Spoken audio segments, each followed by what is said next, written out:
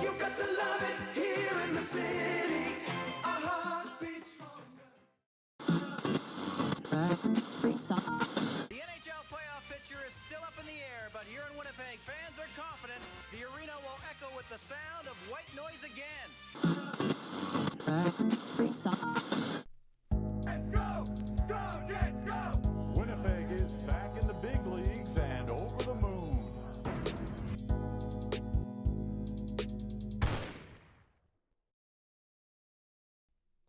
I'm interrupting our normally scheduled start because, ladies and gentlemen, boys and girls, children of all ages, Top Line Media is proud to bring to you stoned cold Nick Lynham, and he's ready to open a can of whoop ass on the game today. So, without further ado,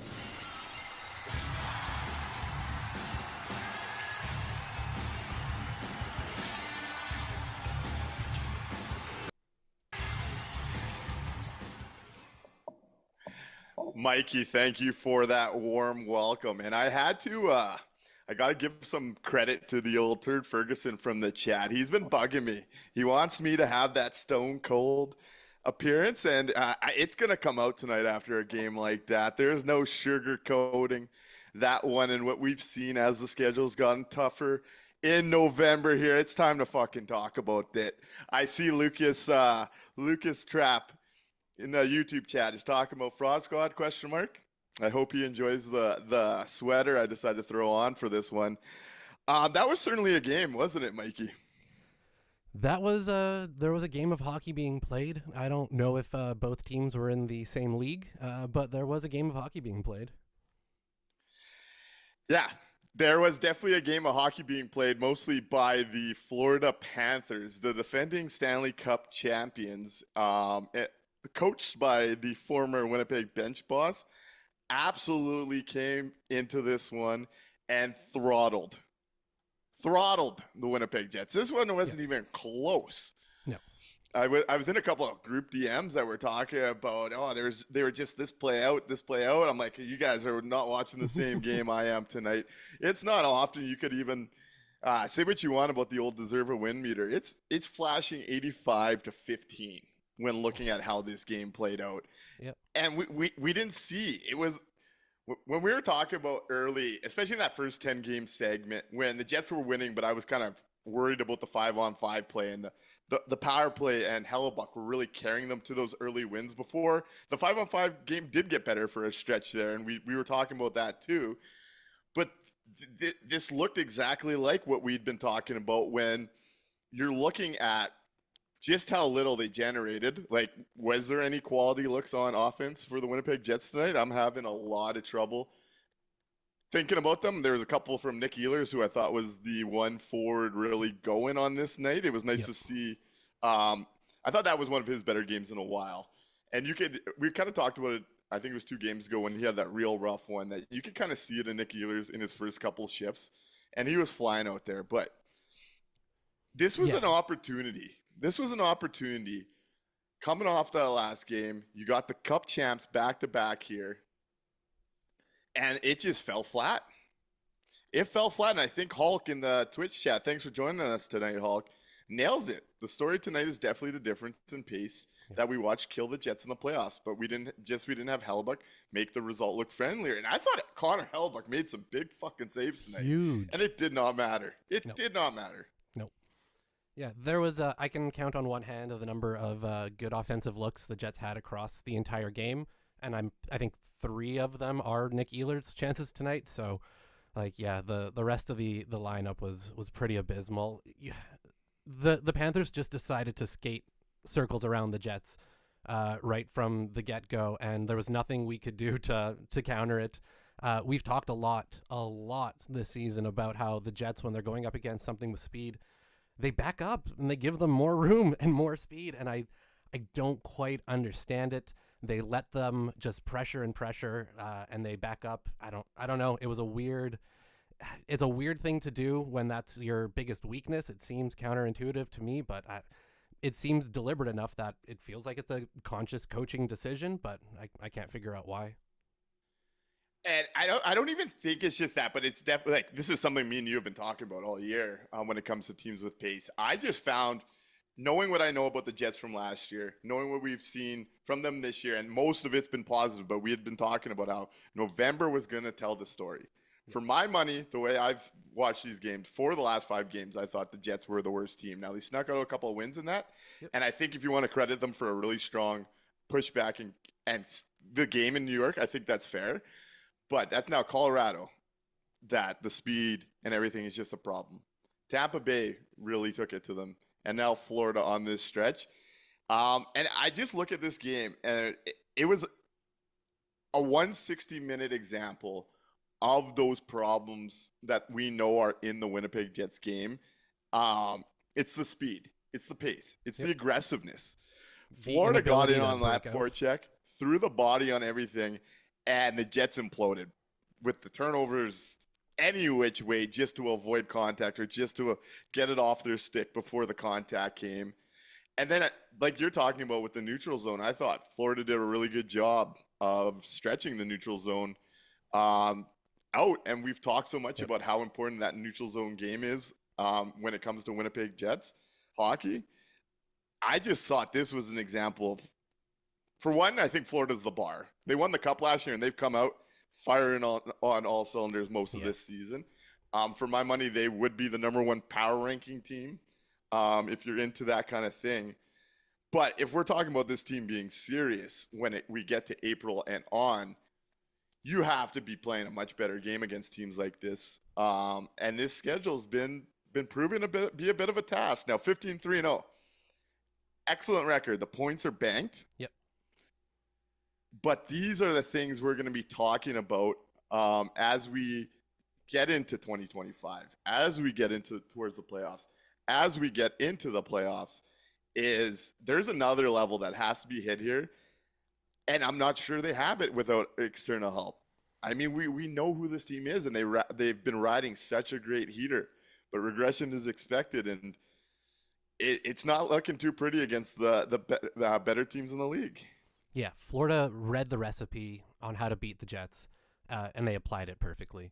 This is exactly why we've been talking about they need at least one top 4 right-handed defenseman, because right now I don't know if they have, or a number 1 defenseman. I don't know if they have one at all. Like they've got a bunch of guys who can maybe play a number 4 or a number 6, but I don't know if we have a true top 4 right-handed defenseman at the moment, the way that the guys are playing. So yeah, without that external help coming in, it might be a short but long playoff, if that makes sense. It'll feel long, but won't be too long. Yeah, and there's a long stretch to go here. I just do think this is the time that, hey, the team's 15-3-0, you can hang your laurels on that. But that being said, I wouldn't. And I actually wanted to go there about a comment today, actually. Sportsnet took us into the dressing room with the Winnipeg Jets and showed Scott Arniel talking to the team before. And I loved his quote. And I want to discuss that quickly. He started off his speech with, "We are what we repeatedly do." And I love that framing, that wording, because it means that you still have to be pushing forward. You got to repeatedly keep doing it as the season gets on. And I like that a lot more than "you are what your record says you are," because I don't buy that as much as I do the "we are what we repeatedly do." Making sure you have that process, making sure you're coming in, game out, and getting to that system and competing within that system. And I thought the Florida Panthers did an excellent job of just breaking them down right from the opening face-off.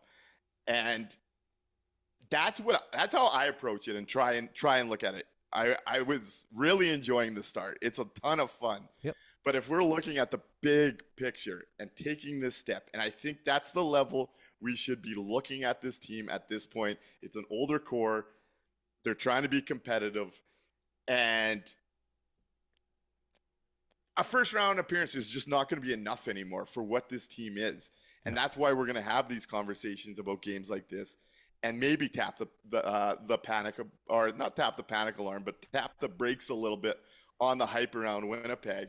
And that being said, honestly, credit to the Florida Panthers faithful tonight. Down the stretch, 2 overrated chants, and the Winnipeg Jets deserve to hear it. That's the type of moment I want to see them take into Tuesday and answer for it. Because guess what? The Winnipeg faithful, they'll get behind your back and they'll come up with something good too. Oh, yeah. But it's just, Yep. And you have to talk about it, right? So going into last game, when they had been, winning a bunch of games, everything was going great before the last loss.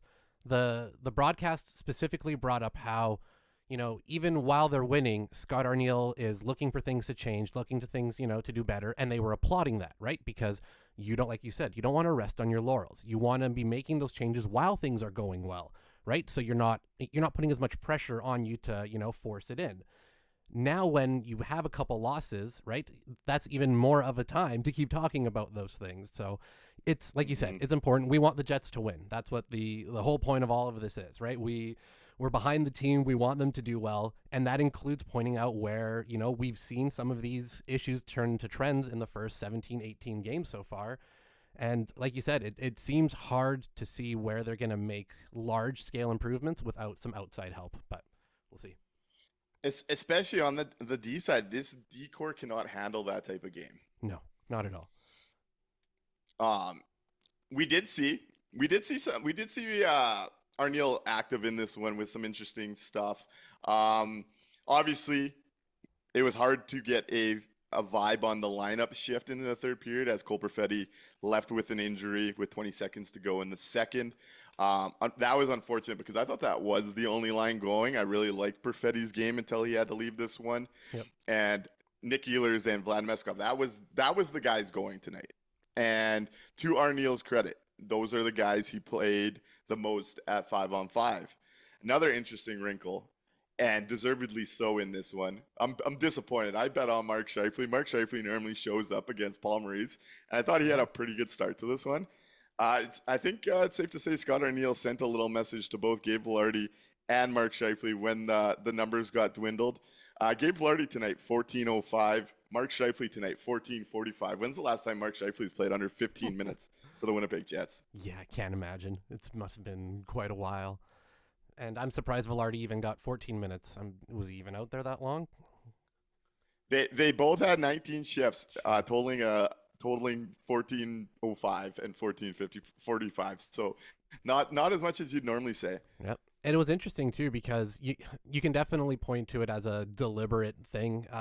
It was real noticeable how often Ehlers was out there almost double shifting sometimes, like on a real long change on those extra, so I feel like, yeah, there definitely was a concerted effort to get those guys who are going more ice time, and that's what we want. That's what we've wanted to see for years here. So, yeah. And then another interesting wrinkle, though a little late, and we didn't get to see much of it as it became a parade of getting kicked out as the refs tried to keep this in control. Yep. We finally saw a little bit of a switch up on D, and this is something I've been really, really calling to see for a little while. We know Dylan DeMello is really struggling out of the gate in this season. And we saw late in that game, Colin Miller jump up and play with Josh Morrissey. Not enough time to really take anything out of it. I just found it interesting. Arniel did go there. Yep. Clearly, he's seeing the same stuff as we are. So, we're going to give ourselves a little tap on the back maybe. Yep. And then we saw DeMello get moved down to play with Hayden Fleury, who Hayden Fleury is an interesting player.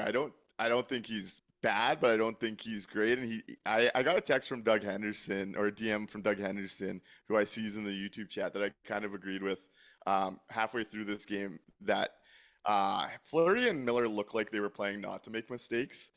And with Fleury, I don't think that's the type of position you're going to get great results from a guy that's on the bubble. Yep. And maybe that does come with being in the bubble and Villy being right there, almost ready to go. I wonder if do you think we see Villy on Tuesday at home?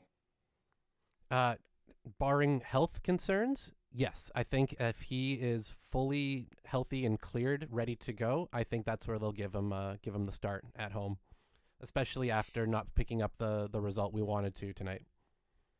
Here's one for you, and maybe an overreaction, but I thought he had a really, really tough game outside just this play. Obviously, we've been we've hyped up. We've been hyped up about Rasmus Kupari and his start and the confidence in the wheels. I thought he had a real tough one.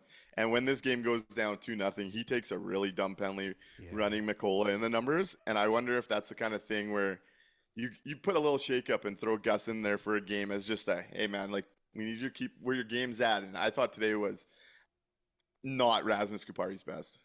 Yeah, it's a perfect spot to do it again when you're coming home like this. A couple of results that didn't go your way. And it's not even, you can even pitch it not even really that much of a negative at Kupari. Yeah, this was probably one of his weakest games, but the way that he plays is so hard, so fast. His feet are moving constantly. It puts a strain on the body. You give him a night off. You get Gus in there, who provides a little bit different of a different skill set to that line, a little bit more size than Kupari. Yeah, I don't think there's anything wrong with going to Gus for the next one and just giving Rasmus a chance to catch his breath. Agreed. I'm with you there. It is an interesting one, and I do think this is a fair point from, where did I see it? DB_204 says, I don't think you put Villy up against Panther size and forecheck first game back. And that's a really tough spot to come in for a guy that's been on the shelf after what we just saw. The reverse, if you're looking for a bump, you're hoping that he can move the puck out of the zone more efficiently than what we saw tonight from virtually everybody on the D-core, if I'm being quite honest. I thought this was a game that our guy Morrissey really, really struggled. Pionk, I mean, I know he's kind of like, that's kind of my thing, is being the anti-Pionk guy, but it was quite jarring to read an article today from The Athletic and Murat talking about the Jets' salary cap position going into next summer, which is probably going to be even better now that if you saw the report from Friedman on 32 or on the intermission saying that the cap might go up as high as 95 to 97 mil. So there's going to be some money to spend.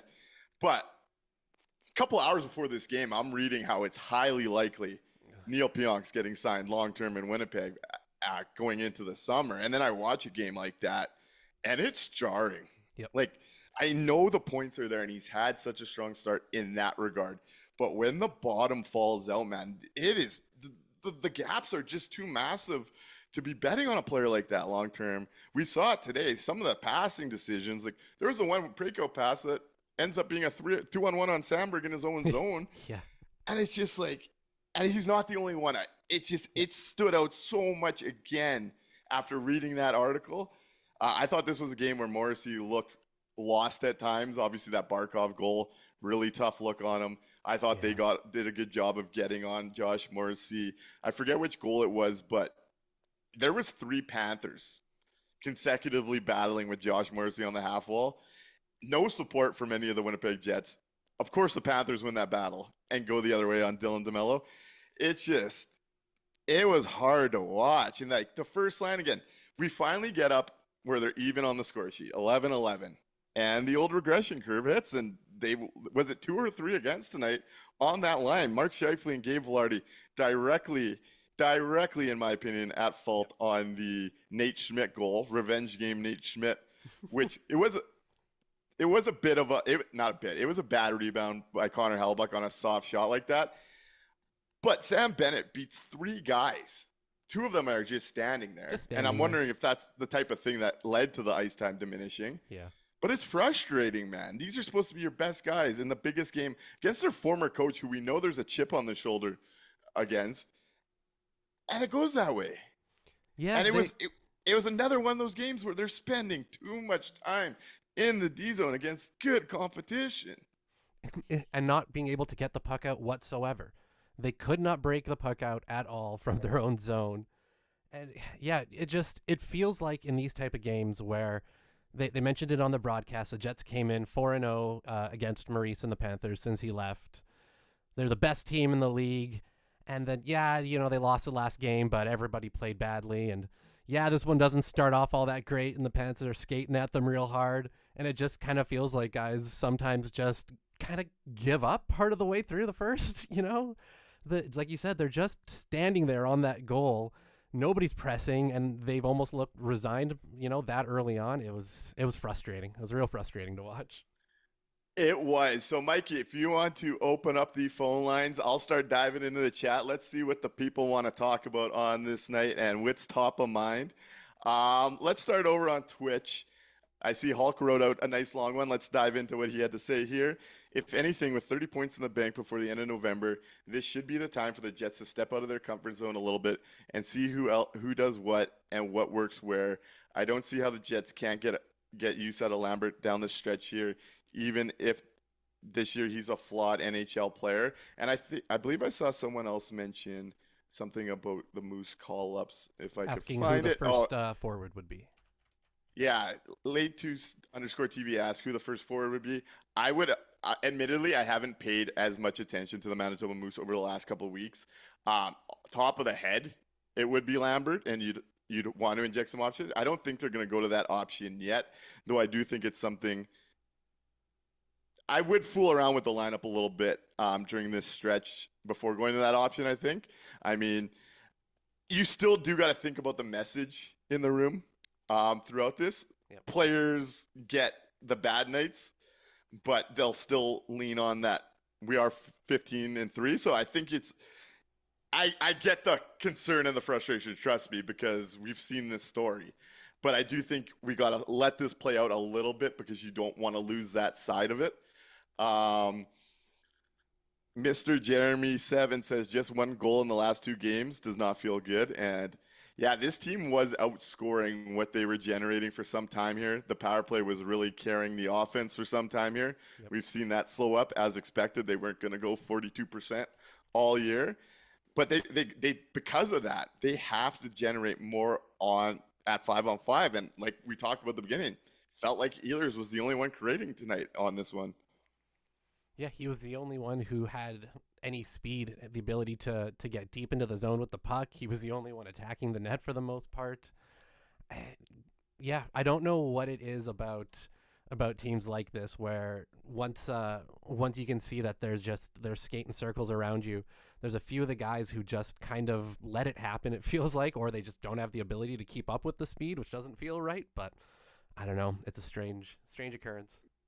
I'm also going to go. I see there's a topic. There's a few chatters going this way, and I want to go back and forth with them here. So I'm not going to provide my take. I want to hear what they think first. If they want to call in and talk about it, we could do that as well. But I see Lucas Trapp saying, notice how we're struggling to play now that Logan Stanley has been out of the lineup. We need Stanley to get Stanley back in this lineup. And Mark 404144, though I know he's trolling, says, where's Logan Stanley when you need him? My question to the people that believe that, what do you think Logan Stanley was bringing to this lineup today that was going to make anything different? Based on what you've seen from Logan Stanley, the player, I need to understand why that's what we're calling for right now, because I'm lost on this one. I don't think I'm watching a game where the Panthers are getting heavy on the forecheck, and we know that's when things come undone for Logan Stanley in the D zone. We saw, again, the Panthers, and this is becoming a trend. We were talking about this last game. Yep. The Panthers were shooting a lot of pucks from the blue line and swarming the net. And that's been a thing that's consistently been a struggle for the Winnipeg Jets to handle. It's another area. I don't see the value in Logan Stanley. I just don't understand it. If you want to give me some answers here, I don't see it. Yeah. The one spot that we've, specifically highlighted the issues with Stanley are the speed and the and moving backwards, and that's exactly what the Panthers would have done to him on the forecheck tonight. And there's no way it would have been any better, unfortunately. And the fast answer, so I'm wondering if it is a bit of a troll, is Logan Stanley is 6'7". Correct. So we'll leave it at that. The biggest takeaway, the Panthers are exactly the bar, and the Winnipeg Jets were far from it. Yep. It showed that we've got those couple spots. We've done well. We've banked those points, but banked points don't do you any good if you go out in the first round. So this is hopefully a little bit of a wake-up call of a road trip for the front office to make sure they're nice and heavily engaged in searching for our next deadline ads. Another point I wanted to make on the Arneal in-game stuff, what I found interesting today, and I think it was a good thing, and I think it worked. Obviously, they didn't score on it, but normally after a goal against, it's typically we see the Adam Lowry line come out and try and get that momentum back, go play the ozone shifts, right? Yep. That's kind of been the formula that the coaching staff likes to get to. This is another example where I think Arneal has a good handle on where the game's at. Today, we saw, until the game got blown out and out of hand, the first two might have been three. I know I put in my notes for the first two. He immediately answered with that Nemestikov, Ehlers, Perfetti line, and they immediately created a couple of those scoring chances that we did have that we're talking about. Yep. So I thought that was another example of having that feel in game, going to the line that's hot to try and pull yourself back into it. Didn't work, but I thought the thought process was sound. They did create off those shifts. So that was another thing in my notes that I had noticed Arneal do today that I did appreciate based on the game flow. Not that there was much going on for the Winnipeg Jets. It was the one line that was going, and they were rewarded and asked to go provide that momentum back. I thought that was a good example of a coach having his handle on it. Now, I would have liked to see, and we've seen him kind of go away from this now, and I'm wondering about it. We saw early on in this year, like the first month, if the team had a couple bad periods in a row or a really sluggish start, he was quick to go to the Ehlers promotion. Yep. During this stretch of the 4 games in 5, in my money, that the Jets have been outplayed, he has been reluctant to go there as quick. Now we saw Ehlers get a lot of shifts with the likes of Velarde, Connor, Scheifele, Nemestikov in the third. But this did feel like a game where watching how that first line was getting hemmed so easy, I would have liked to see him go to that trigger early because it was clear Nick Ehlers had it early. Just a little touch point I was thinking watching that one. What do you think of that, Mikey? I'm kind of wondering with this one if it's, and like just this one game specifically, if putting him on that line would have felt more like a demotion with the way that they were playing. We talked about the reduction in ice time and just their overall game tonight wasn't really engaged. So it didn't feel like a spot where adding in Nick Ehlers would have really changes that, really changed the dynamic there. Because I thought even Connor initially to start the game was driving, he was skating fast, and it didn't really matter with the other two guys. So I'm kind of thinking that, and like we said, the one line that was going was that one. So he maybe wanted to stick it out until the Perfetti injury, then that changes everything, right? But I'm kind of thinking that, with the way that they just weren't engaged, I wonder if, maybe that was why. You know what? I like that outlook, actually, because we did see it reflect in the minutes on this one. And it's another way to send a message, right? Yep. As far as to those guys, and it seems like Velarde and Scheifele were the targets of that message. So you know what, Mikey? I don't mind that point, actually. You've kind of won me over with that one. Arneal seems to have really turned himself into a player's coach. Like you said, he's got his finger on the pulse of the team. So, I'm willing to give him the benefit of the doubt on that and say that maybe it was part of that message. No, I like that. That's a good thought. Doug Henderson does mention we hit 2 posts back to back, and I believe that was when it was a 2-0 game. One of those sneaks in. Maybe you hope it rolls over, but given how that game looked, I'm not hopeful that would have been the turning point. Especially the big guys on the Panthers looked absolutely locked in tonight. Yeah, that would have been hard to see. What a player! Yeah. Would have hard to see that as a, it wasn't a close game where, a goal in either direction and maybe it's different. It may have been a slightly less embarrassing loss, but still probably would have been a loss. Because I think they even hit at least one, if not two posts as well. So, how do you feel about a couple former Jets defensemen adding to the party today, in both Nate Schmidt and Dmitry Kulikov, both of which were people weren't happy about them when they were leaving town. Obviously, their contracts were awfully expensive. They sure stuck it to the Jets tonight.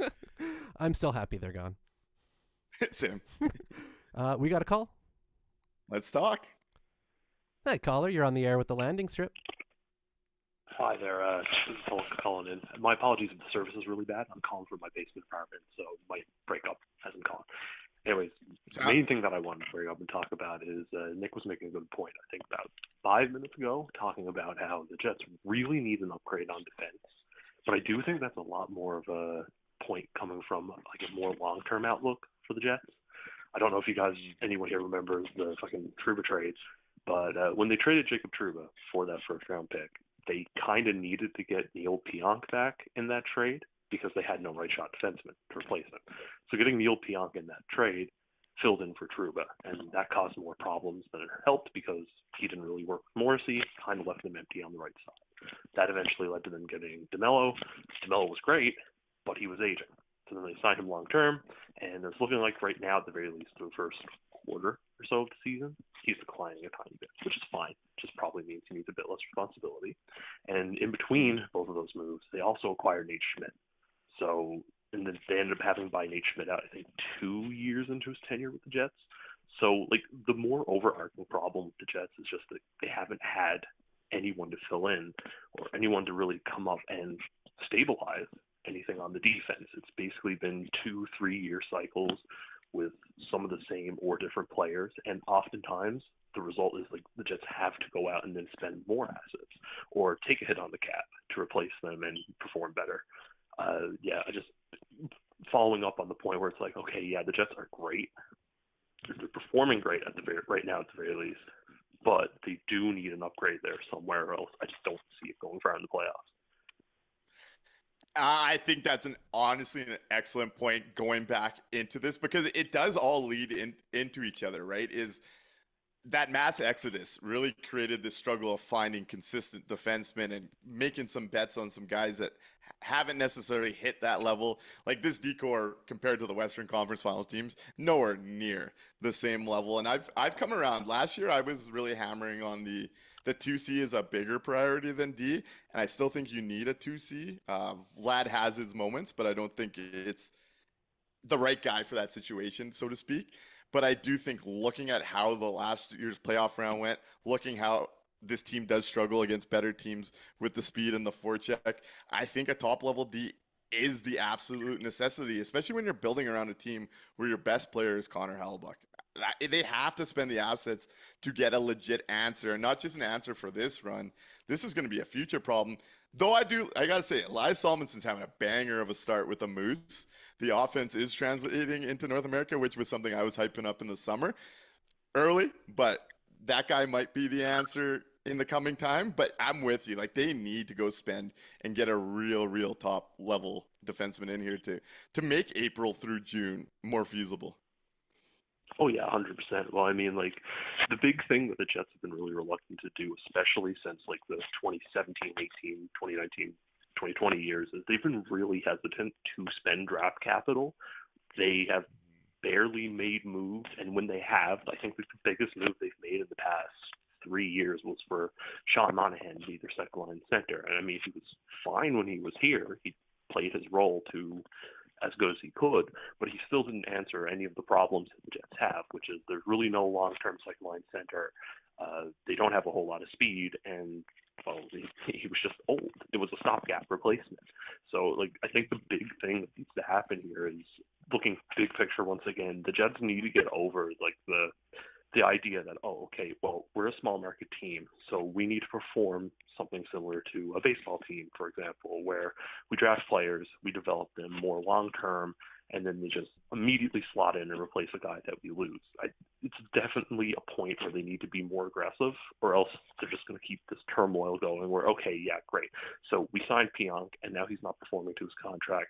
We'll go out and get his replacement, and then his replacement plays well. We signed him. Okay, well, now he's not performing to expectation. The cap will go up 100%, and that's great for the Jets. But if the cap keeps going up and they just fill that cap with ineffective contracts because, okay, well, we're just desperate for a right shot defenseman, it's just, once again, not feasible. And same kind of goes for second line center, but I do believe the Jets probably have an answer there at some point, either between Brad Lambert or Braden Yeager. I'm also going to hang up there now because I can barely hear you guys. I'm calling from Newfoundland, so the service is shit. Sorry. So Hey, appreciate the call. Let's dive into some of those last points, Mike. I'll let you start this off because I'll probably go to the buffet on this. So I guess just the big question that I have, kind of going through it and looking at what the caller had said, right? Running through the timeline since Trouba and the cavalcade of right-handed D that we've been going through there, and looking at the organization as a whole and our history, do we kind of start to worry about the team's ability to identify defensive talent that fits our system?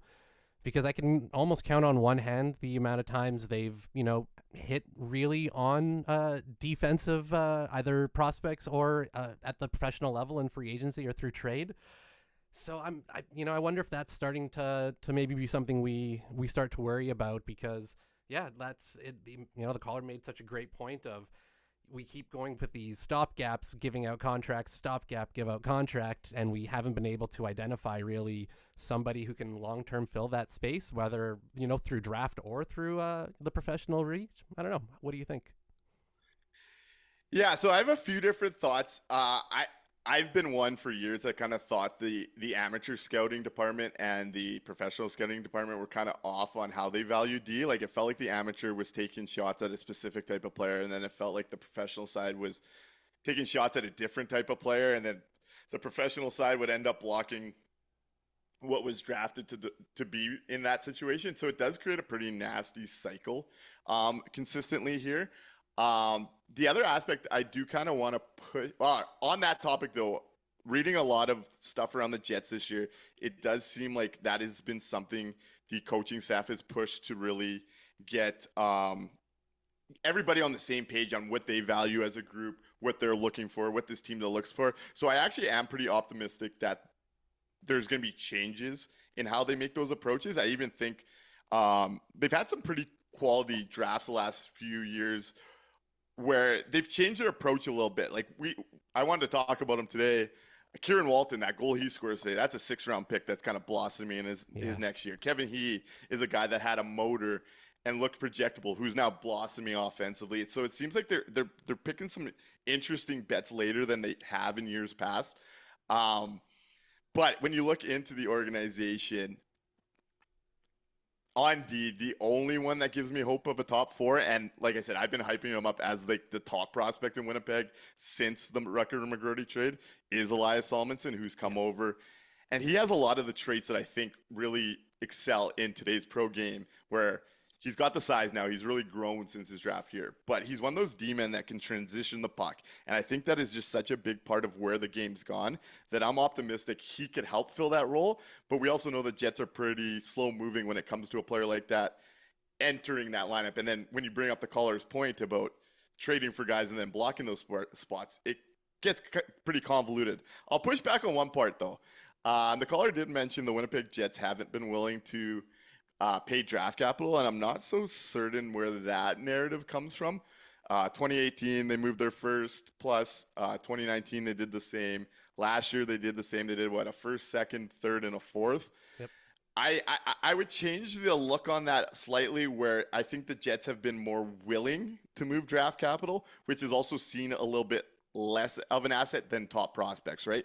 Every team doesn't want to be waiting 4, 5, 6 years for a guy to make an impact. That GM might not even be around. Prospects typically have more value, especially now, because they are closer to making that step, right? And we haven't seen the Jets willing to move a top prospect.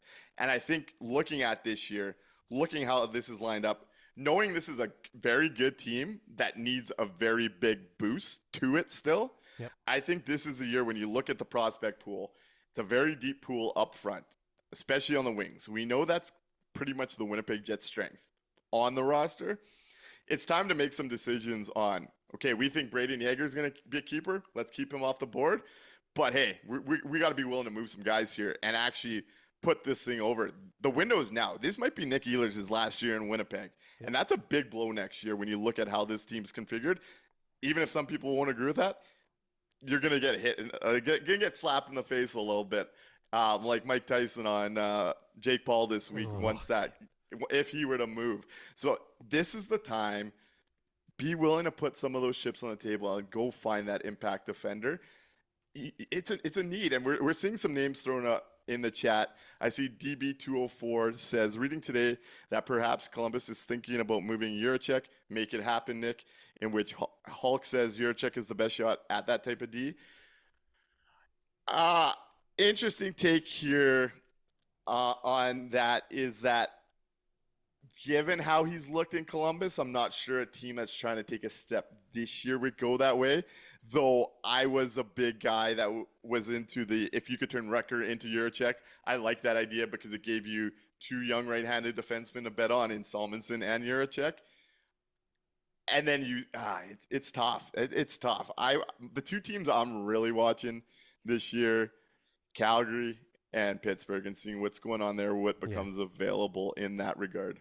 Yeah, I'm really waiting to see when the inevitable Calgary collapse comes, because that's the carcass I want to pick clean if we can get something out of there. But like you said earlier in one of the other shows, the Jets have a tendency to wait for those teams that fall out late and try to find value there. So it could be a team we're not even thinking about really at this particular second. So it'll be interesting to see. But yeah, they need that big swing back on the D there. It'll make such a difference. Hulk, funny little point, because I was actually just talking about this guy yesterday. Hulk says, real Jets heads remember Leon Kowalski and Luke Green. I was just talking with someone about Luke Green yesterday. Talk about a little blast of the past there. Yep. Doug Henderson asks, what did you take away from the Chevy talk? So for tomorrow's podcast, for the weekly overview, I'm going to talk about Chevy's podcast appearance, Arneil's podcast appearance, Gabe Velarde's podcast appearance. I think there's a lot of juicy stuff in there. So tune in Monday. We're going to get into some of that. What'd you think of how this one ended? Clearly saw, and I think this is potentially a good thing. We saw the Winnipeg Jets really push on Florida when this game got out of reach. We saw Mark Scheifele take a run at Gustav Forsling, which immediately led to two former Barrie Colts in Eric Ekblad and Mark Scheifele dropping the gloves for a little slow dance. Can't really call that one a fight. If you would have put some soft music on, it would have really been fitting in that arena. And then we saw the Neil Pionk hip check. Vlad Nemestikov got fired up. We saw a parade to the dressing room. What do you think about that as sending a message leading into Tuesday's game? Real quick, do you think Pionk hit clean or dirty? I was fine with that one. You're okay with it? What do you think? I was okay with it too, but Panthers social media were fucking flaming. They were real mad about that one. See, I think a lot of those hits are close, and I understand it. I think he's gone away with some that were probably considered trips or pretty low. Yep. I felt on that one, and I'd have to watch it again, but I felt in the moment he got him like in the stomach. Yep. So I think it was just solid impact. I think so too. I try to always just imagine it if that was our guy, you know what I mean? Put him in the reverse. And I think that one was okay, but yeah, Panther social media was real mad, so I wanted to see what if you saw anything that I missed there. But talking about the ending in general like that, you always like to see at least some kind of pushback, right? Some type of fire at the end. I don't know if things got out of hand to the point where there should have been 4 game misconducts handed out. So 3 maybe, I can't remember, but yeah, I don't know. It felt like a little maybe an overreaction by the refs too to try to keep it under control, but. I do like the fiery pushback. Scheifele, that was more of a middle school dance than the Tyson fight even. So, yeah. Speaking of hits, what's your take on the reverse hit? On which? Sorry. The reverse hit. So when guys have the puck and then stop and make sure to hit the guy coming on. We saw one of those late in this one. It's been a popular debate over the last couple of years. What's your take on the reverse hit? I can see why some people don't like it. It feels like the old picks that you're not allowed to run anymore, right? So I can understand it, but personally, I don't mind them. I think it's fine. I think it has its place if you can get away with it. I'm okay with it, but I understand why people don't like it. Where do you fall for on that one? So I'm not big on it, I gotta say. So I think there's a couple things at play here.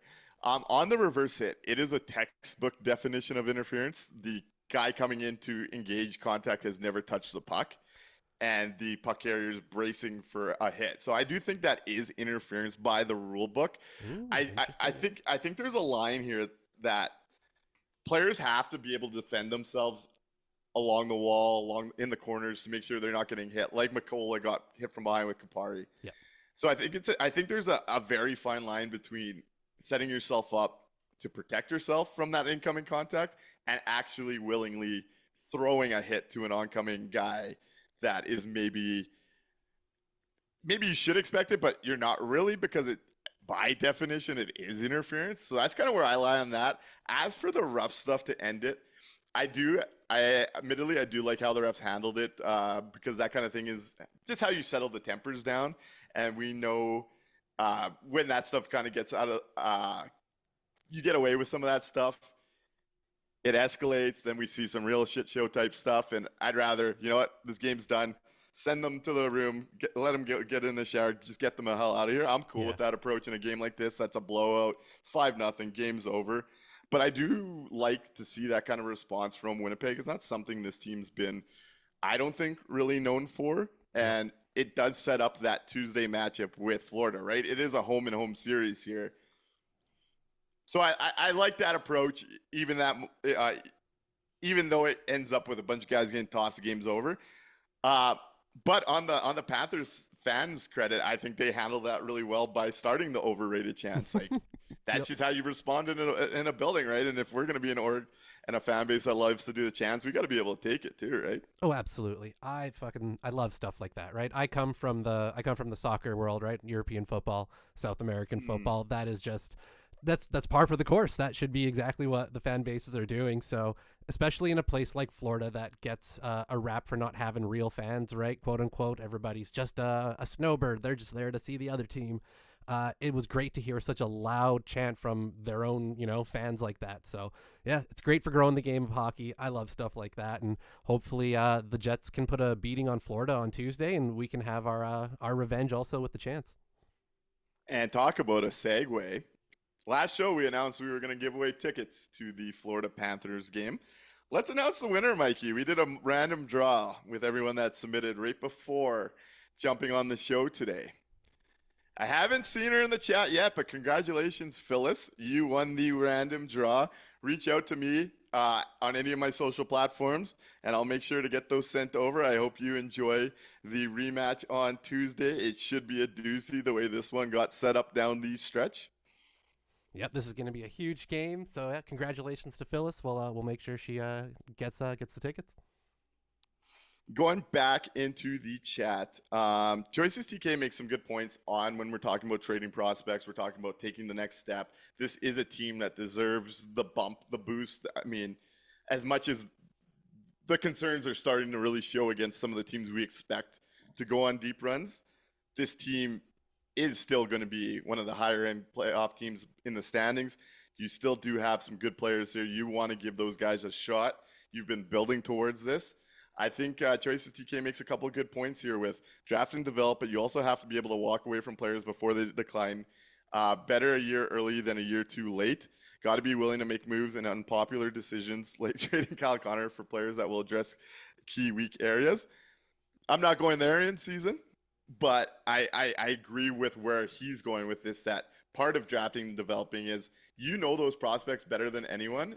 You got to know which ones are going to be the ones that are going to be features in Winnipeg and which ones you could sell off at their highest. And I do think as good as Chevy's done in trades and on that end of things, I do think that's an area where there's been real struggle in waiting too long until a prospect has lost the value to either give him a look in the NHL or to trade him off. So I do think that's a very quality point from him there. And he follows it up with his problem is the fan base is in love with Lambert, Yager, Chibrikov, and Salmonson. And to get what they need, one of those pieces probably has to move in a trade. And I'm just going to throw my take out here. Because there's definitely, I've noticed, especially being in some chats I'm in, being in some DMs, trying to get a grasp on different circles of this community and how they feel about the team and where they want to go with it. I do think that is a real thing in this market is because this team has branded themselves as a draft and develop team, everyone's sold on those prospects being the next big thing, even though that's not going to be the case with a vast majority. And you have to be willing to move off value to acquire value. And the other thing I'll say is the other thing about this fan base is as soon as the Winnipeg Jets trade away a player, that player is no longer good, no longer going to be a player. And the player that they acquire is the best thing since sliced bread. So I don't think the perception should be a worry for the organization. Kevin Cheveldayoff has to do what he has to do to put this team over. So I think I agree 100% with all of that. My issue always comes down to is Chevy as a person, as a general manager, loves his prospects. He does. The guys that they pick, he absolutely adores. He sees them as part of his family. You know what I mean? Those are his guys, and he is so reluctant to move on from those guys, even past the point of being prospects, right? We've seen it with the Jacob Trouba situation being drawn out because he wants to keep his guys in-house. He truly believes in those players, which is why the majority of the trades for bringing in rentals has been picks themselves, right? So I agree with the concept of you want to move, you have to move quality to get quality. I just wonder if that reluctance is baked in, not just because the fans like these players, but because of the perception and all that, but more so that the way that Chevy operates as a person, as a GM, is that he believes in his guys and he doesn't want to move off of those for short-term gain because he believes that is the long-term future. And we may see more still of the high pick combinations before seeing a player like that go. But I'd like to be wrong because we do need more of an impact player than what we've seen. So that's just where my trepidation comes in. And I think Turd Ferguson provides a really great example of what we are talking about here over on YouTube, saying Villy was so good at 18, you could have moved him that year to help address the long-term right-handed D, but we're still fighting with, and Villy has no value at this point because of the fact he hasn't been able to break through in Winnipeg, and I think that's a great example of what we are talking about here. I will say I have a funny feeling Villy Heinola will be a part of a trade this year to address the D. Just throwing that out there early. Lucas Traps says, when are you giving Leafs vs. Jets tickets out for Ontario fans? I'll see what I can do. I'll see if I can dig into the old pocketbook. I wouldn't be too hopeful on that, though. I appreciate you tuning in from Ontario. Much love. They can get you some like the 500s, the top level at ACC. I could ship you out some Fraud Squad gear if you want. Hulk. I want to end on this point before going to the 3 stars because I see it the same way as Hulk, and I'll take any chance to throw it out there. Hulk says, last thought from me, given the state that Maurice left this team in, the culture, the position, I'm just adding some details here. He walks away and goes right to the President's Cup trophy team, and we're supposed to treat him like a hero. Fuck off with that shit. Back to Hulk's point, it's really going to boil his blood that he's going to get a close to sellout crowd to cheer for him for winning with another team. Oh, I lost it here. Perfect time to break out the chance. Perfect time to break out the chance. Yeah, I'm the type of guy that would love for the building when Paul Maurice is introduced to saying, we don't need you, because this team has legitimately been better off since that guy left. And he still gets an insane amount of love for what he did in Winnipeg. It blows my mind. Thank you, Hulk, for letting me get to that, because I could not agree with you more. Yeah, he quit on the team. Like, that's the thing I don't know why we gloss over. It wasn't it was the end of their time together, and, the team didn't offer him a new contract, and they decided to part ways, and, all this. He quit. He looked around the group and went, nah, fuck this, I'm out. And then he lied to everybody, and he said, "Oh, I'm going to take some time. I need to take some time away from the game and not be 4 months, Yeah. 5 months. I think it was 5 months later. He was hired by the Panthers and gone to come on. We can have fond memories of Paul Maurice, the person. If you were somebody who met him in person and you had those personal connections and you talked to him, he was a great guy to sit and have a beer with and chat. I was super lucky where I had that opportunity a couple times. Real fun to talk to. But we can look at the results of what happened here as the team, look at the results of, player usage, the players who wanted out, the players who had the problems. And then he quit on the group, he quit on the city, he quit on the fans. And then we're still supposed to cheer. I don't know. I'm with Hulk. I'm with you on this one. It baffles me. I don't get it. He quit on the mess he made and made himself look good with it. Yeah. The team was out of a playoff spot. They were going to miss the playoffs. He walks away, walks to the President's Cup trophy, gets in the playoffs only because Pittsburgh loses to 2 watery teams. Yeah. And we're supposed to still heroize what this guy did here because he was a nice guy and he knew how to talk to the media. It drives me bananas when you look at the state of it. Rick Bowness came in, and to Rick Bowness's credit, I think he had to leave last year, and I'm glad how that ended. Rick Bowness came in and did a couple significant things. He changed the culture by stripping Blake Wheeler, something that Paul Maurice would have never had the nuts to do to Blake Wheeler. Let's be honest with ourselves. He then instills the best defensive system we've seen that's still carrying over into this year, years later. He breaks up. He takes Josh Morrissey from a second-pairing defenseman to a Norris-level guy that Paul Maurice was just hell-bent on being a defensive his whole career, despite him being an offensive juggernaut his entire life growing up. Yep. Let him loosen up. It is just so baffling. Even, to Bonus's credit, Bonus unlocked Adam Lowry, who should have been a Paul Maurice-style player. Yeah. Hulk, you had to get me wound up on this tonight. Thank you, man. I appreciate that. You think it the same way? I had to get that off. Absolutely. It's crazy. It's absolutely crazy. Joyce TK nails it. He goes to a team ready-made to win with a soft landing. Fuck off with this shit, man. He's going to be a Hall of Famer for making that choice, too. And people here celebrate it. Yep. Grow a backbone, people. This is pro sports. He fucked your team up. Yeah. You wouldn't see it. there's I don't know if you would see it anywhere else. I can't imagine, of an NFL coach, going back to another stadium. Mike McCarthy can come to Green Bay all he wants. They're going to just throw cheese at him. I don't care that he won a Super Bowl there. Get out. I don't know. Yeah. If you mess the team up so badly like that and then bail on the mess you made only to walk into a situation so much better and just and which is fine. In terms of a personal thing, fucking, that's great. Do you go out there, get your bag, boo-boo. But for the fans to go, yes, that we love that guy. Come on. Exactly. Hey, good for Paul Maurice for his personal life, his career, his legacy. He did the right thing for him. It is just so insane to me that we put him on this pedestal still. Yep. Still. But and he is the perfect salesman. Honestly, I would pay to have him host an event and just talk. He is a fantastic talker. Oh yeah. And I'm sure that he meant what he said after the cup. But honestly, part of that is definitely coming from guilt. For that to be your first thought, definitely from guilt. Yeah, he knows what he did, and that's fine. And, I won't say there was maybe some tampering with the Florida organization ahead of time, because I have absolutely no proof whatsoever besides the crazy conspiracy hat on the top of my head. But who's to say that maybe there wasn't a little hey, if things don't work out in Winnipeg, wink, wink, nudge, nudge. I don't know. Now I'm rambling.